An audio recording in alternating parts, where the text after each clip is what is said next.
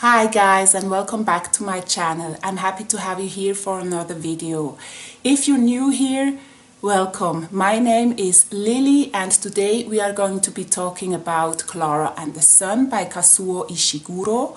He is back with a novel about artificial intelligence and the many facets of the human mind and behavior. It's a stunning, futuristic fairy tale and a piece of art.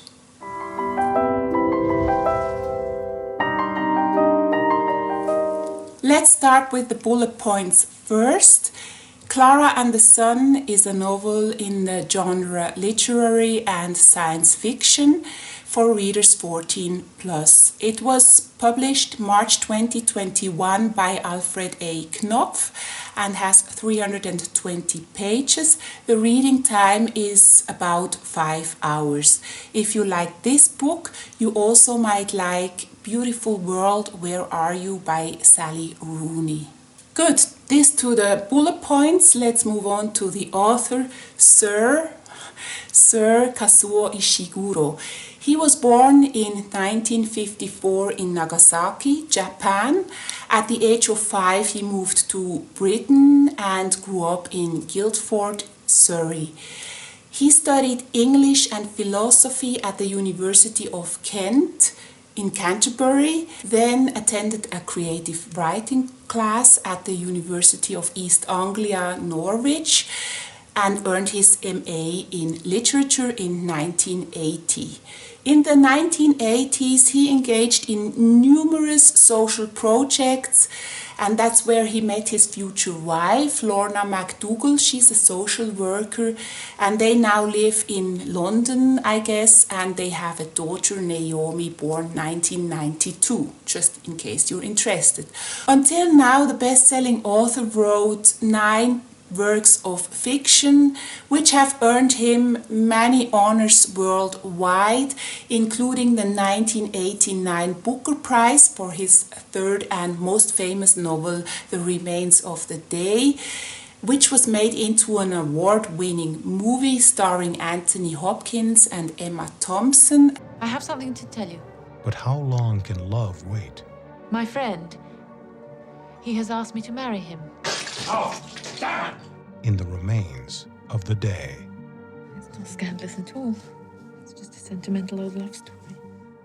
As well as the novel Never Let Me Go, this one starring Carey Mulligan and Keira Knightley, and both movies have each sold over 1 million copies.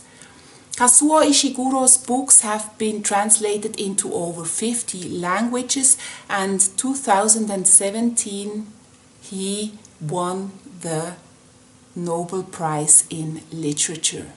Thank you.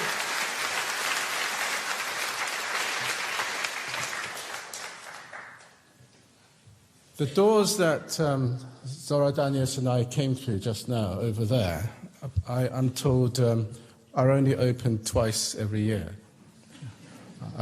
Once when the permanent secretary of the Swedish Academy announces the winner of the Nobel Prize, and the second time when the literature laureate comes in to deliver the lecture.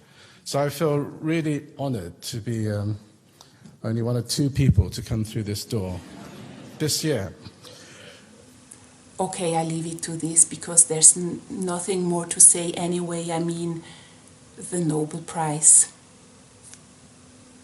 The Nobel Prize. Let's move on to the story. Klara and the Sun. In this futuristic story, we meet the artificial intelligence Klara, a childlike robot designed as a friend for lonely children. At the beginning, she is in a special store for robots together with many other androids. And what's important to all of them is that they get a place in the sun because they are solar powered. Therefore, they vie for the most popular places in or right by the shop window where as much sunlight as possible reaches them. But also the places right at the entrance where the customer's view falls first on them are hot desired, because nothing is more important than finding a home with a child to care for. That's why they monitor exactly how long each model can be in one of these hotspots. We get to know Klara's little world, the store, her friend Rosa, also an artificial intelligence, and the store's manager. There are strict rules of behavior for all the robots, set and monitored by the manager, especially when there are customers in the store. The manager is very fond of Klara because of her bright character, and Klara cares what the manager thinks of her too, which highlights her human traits. She belongs to the B2 series. They have a bit of a problem with their solar engine system, but they have a deeper emotional variability than the newest B3 models. Klara in particular stands out for her exceptional powers of observation and intrinsic curiosity, and this makes her special even among the artificial intelligences. She analyzes with precision what happens around her and notices even the smallest details. For example, she observes the latest B3 models as they take small steps away from the older models, from the older robots, and they are grouping together and exchanging disparaging glances towards the older models, and always try to get to a better spot in the shop. They clearly think they are better than the older models. Like, it's quite a human behavior. We all know people who think they are better than the others and walk around thinking they are the best people in the world, and it's like these B3 models. They think they are better than the older models. They are the snobs in the robot shop. Then it's finally Klara's turn to stand in the shop window. That's where she attracts the attention of the about 14-year-old Josie, a bubbly girl, and they immediately connect. Klara waits for Josie to make good on her promise and take her in, but nothing happens for a long time, and the shop's manager, we never get to know her name, she's always called the manager. She advises Klara not to put too much stock in the whimsical promises of children. And then Klara's best friend Rosie is sold, and Klara is put in the back of the store in favor of the more advanced B3 models. Then, when all hope is fading, Josie finally shows up and convinces her mother that Klara is the right friend for her. Klara quickly finds her way around her new home after some initial difficulties, but Josie is the most important thing for her anyway, and her world revolves around the girl she cares for devotedly. However, Klara also encounters rejections, for example from housekeeper Melania with her Slavish tongue lashing. This one made me laugh with her accent. Or from other people who see robots as a threat. Klara sensitively analyzes the relationship Josie has with her mother, her friends, and especially her boyfriend Rick, and wonders about the complexity of human character and the way each one thinks and acts.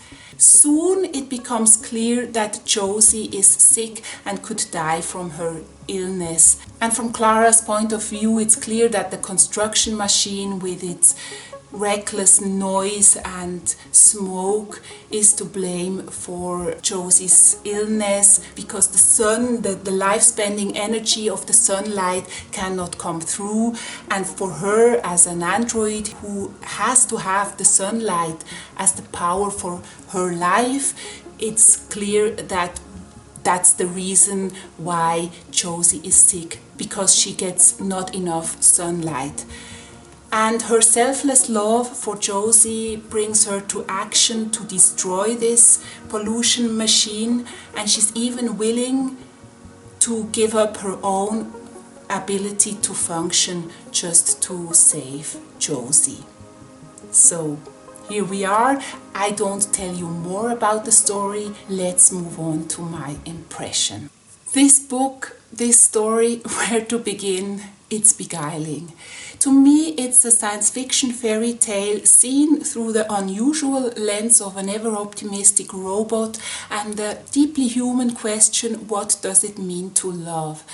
It is so beautifully written in content and style that it brought tears to my eyes with emotion. And the complexity is not only in the characters and their feelings, which are dissected with a precision I have rarely seen.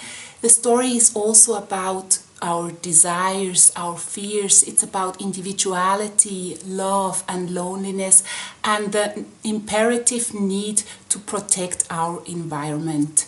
All of this flows into the narrative with an ease, unnoticed, rippling over you at a leisurely pace and exciting. I could picture the setting very well too, and although most of the action takes place in a confined space, I didn't experience it as oppressive. Through the abundance of events told in a lucid, matter-of-fact way, which highlights the artificial part of Klara, and through the profound observations of feelings seen from Klara's perspective, it brings her close to us, and I felt as if she were my own friend.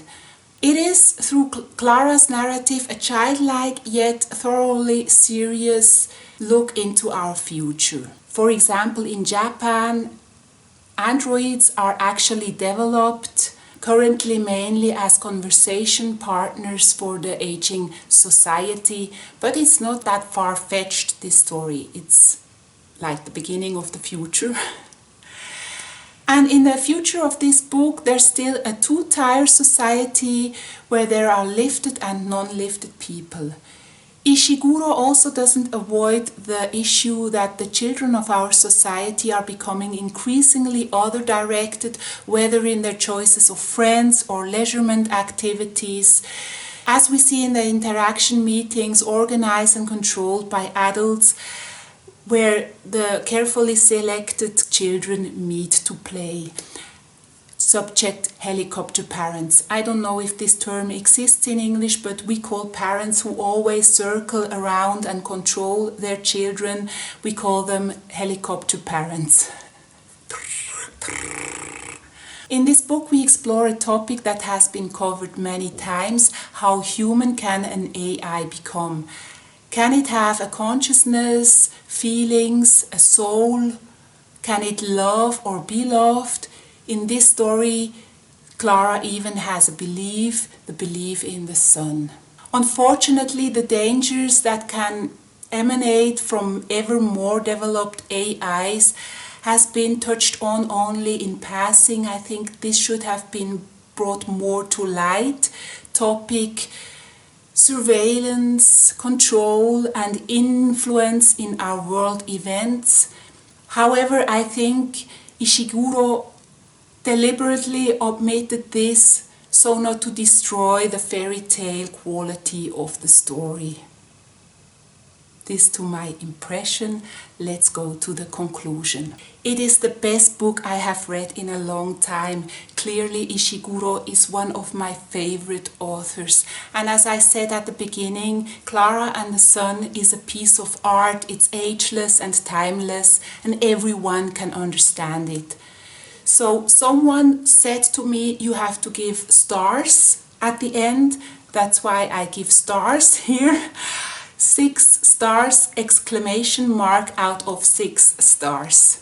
There's nothing more to say. You have to read this book. It's a piece of art. Yeah, here we are again at the end. Thank you so much for watching and taking the time to do so. I really appreciate it and hope to see you soon in my next video. Bye.